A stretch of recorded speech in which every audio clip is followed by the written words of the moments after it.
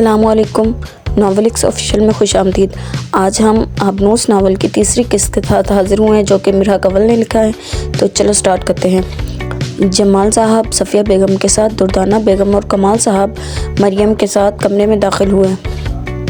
अस्सलामुअलैकुम चचा और चची जान, मरियम ने इनके आगे सर करते हुए सलाम कहा। वालेकुम अस्सलाम, दोनों ने बारी बारी इसके सर पर हाथ रखते हुए जवाब दिया। कितनी प्यारी है मेरी बच्ची, पूरे ख़ानदान में तुम्हारे जैसा नायाब हीरा नहीं, माशाअल्लाह। दुर्दाना बेगम ने मरियम की पेशानी पर बोसा दिया। मेरा तो बस चले तुम्हें आज ही दुल्हन बनाकर ले जाऊं, इन्होंने मुस्कुराते हुए कहा तो सभी इसकी बात पर मुस्कुराने लगे। भाई है तो ये तुम्हारी बेटी, जब चाहे ले जाओ, सफ़िया बेगम ने कहा। बात तो आप ठीक कह रही हैं भाभी, अब मुझे भी अपने घर की रौनक के लिए जल्द ही कुछ करना पड़ेगा। दुर्दाना बेगम की बात पर शहजादी ने मरियम को चुटकी काटी। मरियम मासूम बनी खामोशी से बैठी रही। अब मेहमानों के सामने तो जूता उतारने से रही।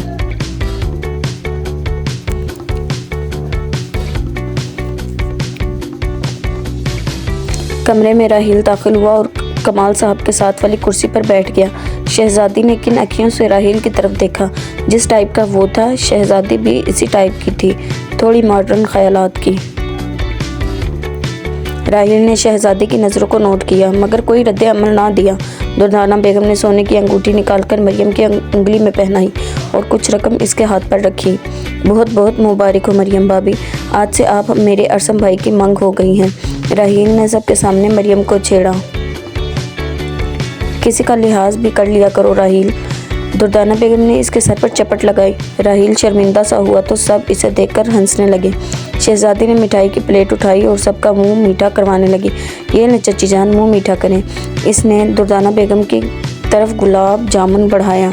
बारी बारी सबका मुंह मीठा करवाने के बाद वो राहील की तरफ देखने लगी, क्योंकि अब आखिर पे राहील ही रह गया था। वो इसकी तरफ आई और प्लेट राहील के आगे बढ़ाई। राहील ने गहरी नज़रों से शहजादी को देखा। शहजादी ने राहील का रद्द-ए-अमल ना पाकर इसकी तरफ देखा तो वो इसे ही देख रहा था। शहजादी ने घबरा कर आसपास देखा तो सभी बातों में मसरूफ़ थे। जैसे सबको खिलाई है वैसे ही मुझे भी खिलाओ, राहील ने आहिस्ता आवाज़ में कहा। क्या? शहजादी के औसान खता हुए। जो सुना है वही, राहील बोला। मगर सब हैं, कोई देख लेगा। वो परेशान हुई। तो ठीक है, अकेले में खिला देना, मैं पिछले गेट के साथ वाले कमरे में तुम्हारा इंतज़ार कर रहा हूँ। वो कहता हुआ वहाँ से चल दिया और शहजादी हैरत ज़दा इसकी कमर को देखती रही। अरसम के साथ मंगनी की तमाम रसूमात सर अंजाम दे दी गई थी। दोनों ख़ानदान अब हवेली के सहन में बैठकर गप्पे लगाने में मसरूफ़ थे। कमाल भाई, मैं तो कहता हूँ इसी महीने की आखिरी तारीख शादी के लिए पक्की कर देते हैं, कोई हमारे घर में भी बेटी से रौनक लगे। जैसा तुम्हें ठीक लगे, मैं तो वैसा ही करने को तैयार हूँ कमाल, जमाल साहब ने कहा। लेकिन राना साहब, इतनी जल्दी शादी किस लिए? हमें अभी इतनी तैयारियां करनी हैं, इसी माँ के अंदर अंदर कैसे सब होगा? सफ़िया बेगम बोली। अरे सफ़िया, सब कुछ हो जाएगा अगर हम इरादा कर लें तो। देखो सफ़िया, कमाल साहब बिल्कुल ठीक कह रहे हैं, अब हमें अपने बच्चों की खुशियाँ देखने का वक्त आ गया है, दुर्दाना बेगम ने कहा। चलें भाई, ठीक है, कर लेते हैं इसी महीने शादी। सफ़िया बेगम ने हथियार फेंक के तो सभी के चेहरे खुशी से चमक उठे। ख़ानदान को बातें करता देख शहजादी हाथ में प्लेट लिए पिछले गेट की तरफ वाले कमरे की तरफ चलने लगी। अरे शहजादी, किधर जा रही हो? गुलाब जामुन लेकर रिश्तेदारों में बैठी एक मोटी सी औरत ने कहा। कहीं नहीं खाला, प्लेट किचन में रखने जा रही हूँ, इसने बहाना गढ़ा। अच्छा ला, फिर मुझे ही दे दें, वो बोली तो शहजादी इसे दिल ही दिल में गालियाँ देती इसकी तरफ बढ़ी। औरत ने प्लेट पकड़ी, मज़े से गुलाब जामुन खाने लगी।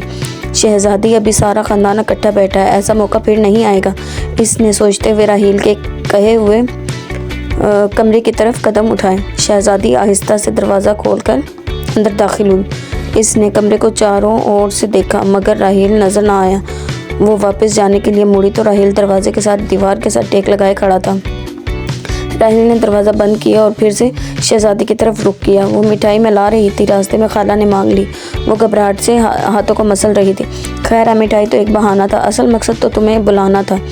मगर क्यों? इसने पूछा। शहजादी, मुझे तुमसे कुछ पूछना है। जी पूछे। मैं जब भी यहाँ आता हूँ तुम हमेशा मुझे छुप छुप कर देखती हो।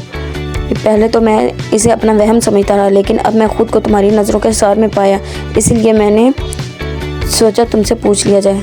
क्या? मैंने कब देखा आपको? ये आपका वहम ही है, संजीदा मत हो। इसने झूठ कहा, मगर इसकी लड़खड़ाती ज़बान इसके झूठ की गवाही दे रही थी।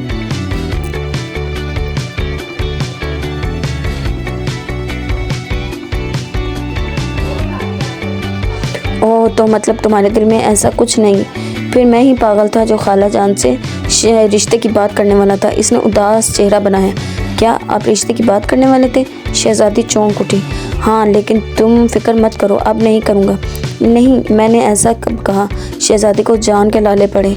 तो क्या तुम्हारे दिल में कुछ है मेरे लिए? शहज़ादी अपनी ही बात में फंस चुकी थी और आंखें मोटी किए इसे देखने लगी। राहील की आंखों में जज्बात उमटे, जिन्हें देखकर शहज़ादी इसके सामने मजीद खड़ा ना रह पाई। राहील बालों में हाथ फेरते हुए मुस्कुराने लगा। रात के 10 बजे जब सब घर वाले सो रहे थे, मरियम अरसम के ख्वाब जागती आंखों से देख रही थी। वो अपने बालों की एक लिट को पकड़े इसे उंगली से घुमाते हुए मुस्कुरा रही थी जब इसे दरवाजे की तरफ एक साया दिखाई दिया।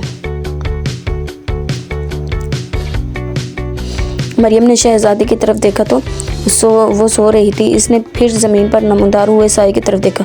कौन हो सकता है? इसने दिल में सोचा। वो उठकर बैठी। इसकी कलाई में पहनी सबज गुलाबी चूड़ियों की खनखनाहट कमरे में गूंज उठी।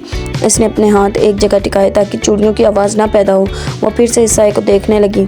देखते देखते साए ने हाथों से कुछ इशारे करने शुरू किए। मरियम ने जब गौर से देखा तो इसने हाथ की उंगली इसके तरफ करके अपने सीने पर रखी थी। खौफ से मरियम की बैठे हुए भी टांगें कांपने लगी। वो साया पीछे को मुड़ा और मरियम की नज़रों से ओझल हो गया। मरियम को महसूस हो रहा था जैसे इसका दिल उछलकर बाहर आ जाएगा। साया के किए गए इशारे को सोचने लगी, जिससे इसके दिमाग में एक ही बात आई। वो साया मरियम को कह रहा था, तुम मेरी हो। मरियम खौफजदा हुई।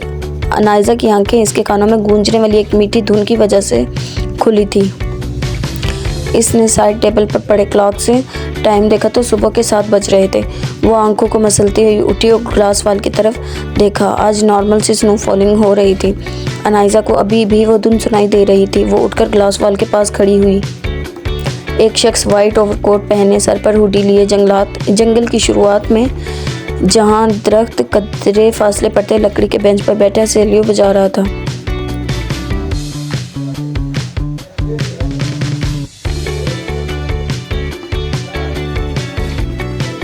इसकी धुन अनाइज़ा के दिल को छूने लगी। इसने गर्म शाल उठाकर कंधों पर ली और सर पर कैप पहने बाहर की जानिब चल दी। वो तेज़ तेज़ कदमों से चल रही थी। इस शख्स को देखने की जुस्तजू ने ना जाने क्यों इसके दिल में जाग उठी थी। गेट से बाहर निकलकर 10-12 कदम के फासले पर वो इस शख्स के पीछे चुपके से खड़ी हो गई। हल्की नन्ही बर्फ से इस शख्स के ऊपर पड़ी सफ़ेद फूलों की मानिंद लग रही थी। अनाइज़ा ने आंखें बंद की और इसकी धुन को महसूस करने लगी। एक एहसास, एक दर्द था जो कि वो शख्स लफ्ज़ों के बजाय इस धुन के ज़रिए अपने अंदर का हाल बयान कर रहा था। कुछ देर तक अनाइज़ा यूं ही आंखें बंद किए सुकून से धुन से सुनती खड़ी रही कि धुन की आवाज़ बंद हुई। अनाइज़ा ने आंखें खोली तो रोहान सहमा हुआ इसकी तरफ देख रहा था। क्या यही वो शख्स था? अनाइज़ा ने दिल में सवाल किया और फिर रोहान के हाथों को देखा। वो एक हाथ में सेलियो पकड़े खड़ा था। अनाइज़ा के दिल को ठेस लगी। काश वो शख्स भी आम इंसानों की तरह होता, जो इससे डरने के बजाय इससे मोहब्बत करता। वो इसे बिना कुछ कहे मुड़ी और घर में दाखिल हो गई। दोपहर हो चुकी थी मगर अनाइज़ा ने आज रोहान से एक लफ्ज़ भी बात नहीं की थी। वो चोर नज़रों से अनाइज़ा को देखता रहा। इसे मालूम हो चुका था कोई बात है जिसकी वजह से आज खामोश है, मगर इससे खुद पूछने की रोहान में हिम्मत ना हुई। अनाइज़ा को आज अपने पापा की बहुत याद आ रही थी। जब से वो यहाँ आई थी इन्होंने एक बार भी फ़ोन कॉल नहीं की थी। एक तो इन्होंने इस किस्म के इंसान के साथ अनाइज़ा को बांध दिया था जिससे बात तक नहीं करता था। दूसरा, इन्होंने खुद भी रब्ता ना किया। वो लाउंज में सोफे से टेक लगाए बैठी टीवी देख रही थी कि रात को लेट सोने की वजह से इस पर नींद का गलबा तारी हुआ। रोहान ने कमरे का दरवाज़ा खोलकर अनाइज़ा को देखा तो इसे सोता पाया। वो आसपास नज़रें फेरता बे आवाज़ कदमों से एक एक सीढ़ी उतरता हुआ सोफे के करीब हुआ और इसे देखने लगा। इसे वो सोई हुई बहुत खूबसूरत लग रही थी। इस वक्त रोहान को इसके सोए हुए होने की वजह से डर भी नहीं लग रहा था। वो खूबसूरत सब्ज़ आंखों से इसे देखने में मसरूफ़ था। वो आज पहली बार इसे गौर से देख रहा था। इसने अनाइज़ा की घनी और ऊपर की जानी मुड़ी हुई पलकों को देखा, फिर इसकी पतली नाक को, फिर इसके गोल शेप के पिंक होठों को देखने लगा। वो इसके करीब चेहरा किए देख रहा था कि अनाइज़ा ने अपनी आंखें खोल ली। रोहान अचानक डर कर पीछे हुआ। वो मासूम सा बना सीढ़ियों का रुख कर गया। अनाइज़ा इसकी हरकत मुलाहिज़ा करती रहेगी। अनाइज़ा वार्डरोब में कपड़ों की सेटिंग कर रही थी जब कमरे का दरवाज़ा खटका। आ जाएं, अनाइज़ा बोली। बेगम साहिबा, आपका खाना टेबल पर लगा दिया है। अकीला हाथ में रोहान का खाना लिए कमरे में दाखिल हुई। अनाइज़ा ने पीछे मुड़कर इसकी तरफ देखा, फिर रोहान की तरफ। वो सहमा हुआ सर नीचे झुकाए बैठा था। रोहान का खाना ले जाओ, आज वो टेबल पर खाना खाएगा, अनाइज़ा ने कहा तो अकीला और रोहान दोनों ने ही तेज़ी से इसकी तरफ देखा। जी, मगर रोहान बाबा ने कभी टेबल पर खाना नहीं खाया। तो कोई बात नहीं, आज खा लेगा, वो लापरवाही से बोली। रोहान की जान के लाले पड़े यह सोच कर कि वो कैसे बाहर खुलेआम बैठकर अनाइज़ा के साथ खाना खाएगा। अकीला दरवाज़ा बंद करती हुई चली गई। उठो रोहान, हमें नीचे टेबल पर जाना है। अनाइज़ा अब अपने काम से फारिग हो चुकी थी। रोहान बगैर कोई रद्द अमल के खामोश बैठा रहा। रोहान, इसके दोबारा पुकारने पर रोहान ने आहिस्ता से सब्ज़ आंखें उठाकर अनाइज़ा की तरफ देखा। चलो, इसने बाहर की तरफ इशारा किया। रोहान ने नफ़ी में सर हिलाया। अनाइज़ा ने आंखें खोले इसकी तरफ देखा। तुम उठते हो या आकर ज़बरदस्ती उठाऊं, इसने धमकी लगाई। रोहान डरता सहमा बेड से उठकर खड़ा हो गया। इसने अपनी शक्ल बिल्कुल किसी नाराज़ बच्चे की तरह बना ली। अनाइज़ा बाहर निकली और वो भी आहिस्ता से इसके पीछे चलने लगा। टेबल पर पहुंचकर अनाइज़ा कुर्सी कसकाए बैठी और रोहान इससे दूर सबसे आखिर वाली कुर्सी पर बैठा। वो खुद ही उठकर रोहान के साथ वाली कुर्सी पर बैठ गई। रोहान की आंखें इसे अपने इतने करीब देखकर खौफ से फैली। अनाइज़ा ने इसकी हरकत को नज़रअंदाज किया और खाना डालने लगी। इसने एक प्लेट रोहान की तरफ बढ़ाया और एक अपने सामने रखी। अनाइज़ा ने खाना शुरू किया और रोहान अभी तक वैसे ही बुत बना बैठा था। 2 मिनट तक रोहान वैसे ही बैठा रहा। अनाइज़ा ने सबसे आंखें बंद की। खाना क्यों नहीं खा रहे, इसने तल्ख लहजे में पूछा। रोहान परेशान सा खामोश बैठा रहा। अनाइज़ा ने नवाला बनाकर इसकी तरफ बढ़ाया। रोहान ने सहमी हुई नज़रों से इसकी तरफ देखा। अनाइज़ा ने अपने चेहरे के तासरात नरम किए तो रोहान ने इसके हाथ से नवाला खा लिया। नवाला खाते वक्त रोहान के होंठ अनाइज़ा की उंगलियों को छू गए। एक एहसास इसके अंदर जागा, मगर इसने जल्द ही अपना ध्यान खाने में लगाया। अब रोहान आराम से खाना खा रहा था। अनाइज़ा की नज़र इसके निचले होंठ के तिल के दिल पर पड़ी, जो खाने की वजह से ऑयली हो चुका था। इसने अपने हाथ के अंगूठे से इसका होंठ साफ किया तो रोहान का चलता मुंह बंद हुआ। वो हाथ में नवाला लिए बुत बना बैठा था। खाना खाओ, अनाइज़ा नरमी से बोली। रोहान बमुश्किल हलक से नवाला उतारता और पानी पीने लगा। अकीला ने किचन से रोहान की तरफ देखा। वो इसे देखकर खुश हुई। आज पहली बार वो कमरे से बाहर टेबल पर बैठा खाना खा रहा था। खाना खत्म होने के बाद अनाइज़ा उठी और रोहान वहीं बैठा रहा। हर बात कहकर करवानी ज़रूरी है क्या, इसका लहजा संजीदा था। रोहान इसकी बात का मतलब समझते हुए उठा और इसके साथ कमरे की तरफ चलने लगा। अकीला टेबल से बर्तन उठाने लगी। वो मुस्कुराते हुए रोहान और अनाइज़ा को सीढ़ियाँ चढ़ता हुआ देखने लगी। लेटने के कुछ देर बाद रोहान नींद की वादियों में गुम हो गया, मगर अनाइज़ा अभी भी जाग रही थी। इसने लैंप ऑन किया और तकिए तले से डायरी निकाली। माजी 1991 10-15। आज मेरी शादी को 1 हफ्ता रह गया है। सारी तैयारियां मुकम्मल हो चुकी हैं। शहजादी की तो खुशी की हद नहीं। वो नाचने की तैयारी में खाना पीना सब कुछ भूल चुकी है। राहील जमाल राना हवेली में दाखिल हुआ। सफ़िया बेगम के साथ मरियम और शहजादी बरामदे में बैठी कढ़ाई कर रही थी। अस्सलाम वालेकुम चच्ची जान। इसको अचानक देखकर शहजादी चौंक उठी। अरे राहील, तुम कब आए? सफ़िया बेगम इसे यूं अचानक आता देखकर हैरान हुई। बस चची जान, आपकी याद बहुत सता रही थी तो सोचा ये कौन सा बड़ी बात है, अभी दीदार कराता हूँ। इसका इशारा शहजादी की तरफ था। इसकी मायने खेज़ बात से शहजादी के हाथ में सुई चुप गई। राहील की नज़र तेज़ी से इसकी तरफ बढ़ी। क्या हो गया है शहजादी, ध्यान की तरह तुम्हारा? सफ़िया बेगम ने कहा। कहीं नहीं अम्मी जान, अचानक हो गया। अच्छा जाओ राहील के लिए चाय बनाओ, सफ़िया बेगम ने कहा तो शहजादी उठकर किचन की तरफ किचन की जानी बढ़ी और भाभी जान कैसे मिजाज हैं आपके, वो बतीसी दिखाता हुआ बोला। ठीक हो, तुम कैसे हो? मरियम इसके अंदाज पर मुस्कुराने लगी। अरे मैं तो आपके सामने हूँ, इसने बाजू पिलाए। कभी संजीदा भी हो जाया करो, ऐसी ही हरकतें करते रहे तो किसी ने अपनी बेटी नहीं देनी। सफ़िया बेगम मुस्कुराते हुए बोली।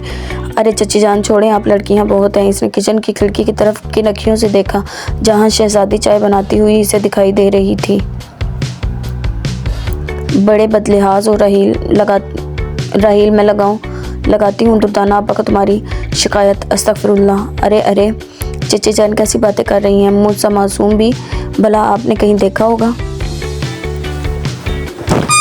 वो बहाने से उठकर सफ़िया बेगम की चारपाई पर बैठा और इनके कंधे दबाने लगा। इसी दौरान इसने मरियम की तरफ एक कागज़ का टुकड़ा फेंका और इशारे से अरसम भाई कहा। मरियम ने इसे अपने दुपट्टे के नीचे छुपाया और चारपाई से उठकर अपने कमरे की तरफ चल दी।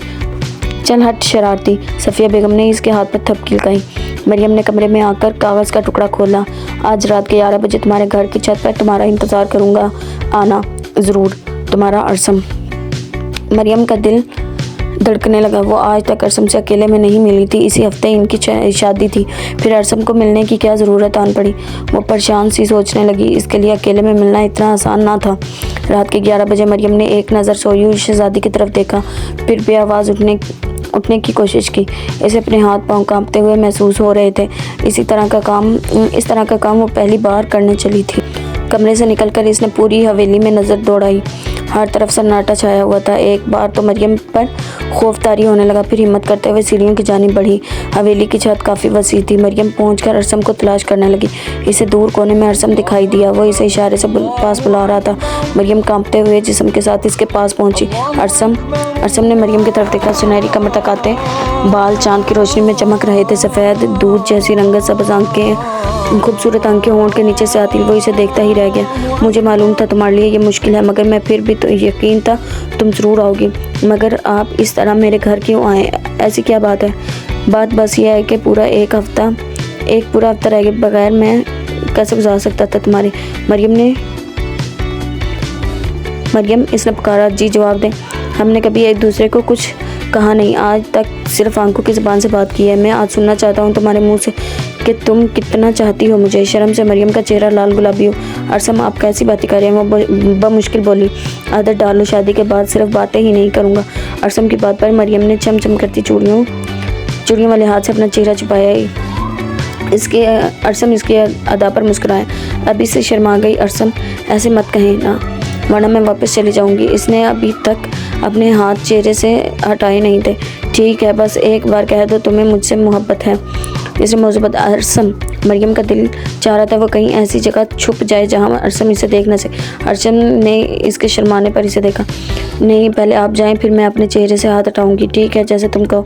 वो मुस्कुराता हुआ वहाँ से चला गया। अरसम आप चले गए? मरियम के हाथ अभी भी इसके चेहरे पर थे। अरसम का जवाब ना मिलने पर इसने अपने चेहरे से हाथ हटाए तो वो जा चुका था। मरियम ने दिल पर हाथ रख के शुक्र अदा किया। वो नीचे जाने के लिए मुड़ी तो इसी साए को छत पर पाया। मरियम के पाँव वहीं जम गए। इसने अपनी सब्ज़ आंखें आसपास घुमाकर देखा। इसे नज़र नहीं आया कि वो शख्स कहाँ खड़ा है जो इसका साया हवेली की छत पर पड़ रहा है। साए ने थोड़ी हरकत की तो मरियम ने अपने मुंह पर चीख निकल जाने के डर से हाथ रखा। इस साए ने फिर से वही इशारा किया। अपनी शहादत वाली उंगली उठाई, फिर हाथ सीने पर रखा। एक रात का वक्त, दूसरा वो साया। मरियम के लिए अब अपने पाँव पर खड़े होना बहुत मुश्किल था। वो साया अपनी बात करके गायब हुआ तो मरियम बिना वक्त ज़ाया किए नीचे भाग गई। अनाइज़ा डायरी पढ़ते पढ़ते खौफज़दा होने लगी तो इसने डायरी बंद करके तकिए तले रखी। इसने रोहान की तरफ देखा। वो इसकी तरफ कमर किए हुए लेटा था। अनाइज़ा कुछ देर इसे देखती रही, फिर खिसक कर इसके करीब हुई। इसने आहिस्ता से रोहान को कंधे से पकड़कर सीधा किया। वो अभी भी गहरी नींद में था। अनाइज़ा हाथ पर सर टिकाए इसे देखने लगी। तुम कितने खूबसूरत हो, बिल्कुल अपनी माँ की तरह। वो सोते हुए तो और भी खूबसूरत लगते हो, बेऐब सूरत, बेऐब सीरत। वो दिल में इससे बातें कर रही थी। जिस वक्त तुम पुरसुकून होते हो, इस वक्त मुझे तुमसे मोहब्बत का एहसास होता है, जैसे इस वक्त। इसने रोहान के दिल पर दिल पर हाथ रखा जो धक धक कर रहा था। इसकी नज़र फिर से रोहान के होंठ के तिल पर पड़ी। बेसकता इसका हाथ इसके होंठों की तरफ बढ़ा। इसने एक उंगली से इस छोटे स्याह तिल को छुआ। फिर इसने रोहान की बंद आंखों को देखा। वो आहिस्ता से अपना चेहरा इसके चेहरे के करीब लाई और निहायत नरमी से इसके तिल को चूम लिया। इस दौरान इसके होंठों ने रोहान के निचले लब को भी छू लिया था। रोहान की नींद में खलल पैदा हुआ तो उसने करवट ली। नींद में रोहान ने अनाइज़ा की तरफ देखा और इसकी गर्दन में चेहरा छुपा लिया। अनाइज़ा की धड़कन इतनी ज़ोर शोर पर थी कि इसकी समात अपने दिल की धड़कन को सुन रही थी। बेगम साहिबा आज जख्म है। रोहान बाबा का हर पहली तारीख पर डॉक्टर से चेकअप होता है। अनाइज़ा किचन में आई तो अकीला ने बोली, किस चीज़ का चेकअप? जी वो रोहान बाबा को जो बीमारी है इसका। अकीला सर झुकाए बोली, जी जाना कहीं नहीं है, डॉक्टर यहाँ आएगा। लेकिन आज डॉक्टर यहाँ नहीं आएगा बल्कि रोहान खुद डॉक्टर के पास जाएगा। वो ग्लास शेल्फ पर रखते हुए किचन से बाहर निकली, मगर अनाइज़ा इसकी बात सुने बगैर किचन से निकल गई। वो कमरे में दाखिल हुई तो रोहान वार्डरोब से अपने लिए ड्रेस देख रहा था। इसने एक सादा सी पैंट शर्ट निकालकर हाथ में पकड़ी। क्या कर रहे हो? अनाइज़ा ने देखने के बावजूद पूछा। रोहान ने पीछे मुड़कर अनाइज़ा की तरफ देखने की जुर्रत ना की और बड़े आराम से वॉशरूम की तरफ बढ़ने लगा। रुको। अनाइज़ा इसकी दीदा दिलेरी पर हैरान हुई। रोहान के कदम रुके। अनाइज़ा इसके करीब आकर खड़ी हुई और हाथ से ड्रेस पकड़ा। रोहान खामोश खड़ा रहा। अनाइज़ा ने वार्डरोब से कुछ ड्रेसेस निकाल कर देखे। इसने ब्लू शर्ट, ब्लैक पैंट निकाल कर इसे दी। ये लो। इसने रोहान के हाथ में ड्रेस थमाया। हम आज बाहर जा रहे हैं, तुम्हें डॉक्टर के पास लेकर जाना है। बाहर जाने का सुनते ही इसकी आंखों में खौफ भर आया। रोहान खामोश रहा, मगर अनाइज़ा के बदलते तेवर देखकर वो खौफज़दा होने लगा। और तुम मेरी बात का जवाब क्यों नहीं देते? 1 हफ्ता होने वाला है मुझे यहाँ आए हुए। और शादी की पहली और मनहूस रात को ही बस तुम्हारी आवाज़ सुनी थी। इसके बाद आज तक तुम्हें बोलते नहीं सुना। अनाइज़ा को इसका डरना फिर से गुस्सा दिला गया। रोहान इसे देख गुस्से में बोलता देख 2 कदम पीछे हुआ। अनाइज़ा अपने माथे पर हाथ रखकर उंगलियों से मसलने लगी। ओके जाओ, और जाओ, अब खड़े क्यों हो? वो बगैर इसकी तरफ देखे बोली। रोहान जल्दी से वॉशरूम घुस गया और बेड पर बैठी अपनी किस्मत पर अफसोस करने लगी। एक यही नमूना बच्चा था मेरे लिए। वो ज़ेरे लब बड़बड़ाई। जी जनाब, ये थी हमारी आज की किस्त। उम्मीद करती हूँ आपको पसंद आई होगी। ये वीडियो को लाइक करें, सब्सक्राइब करें चैनल को, और हमारी वीडियो को ज़्यादा से ज़्यादा शेयर करें। शुक्रिया। अल्लाह हाफिज़।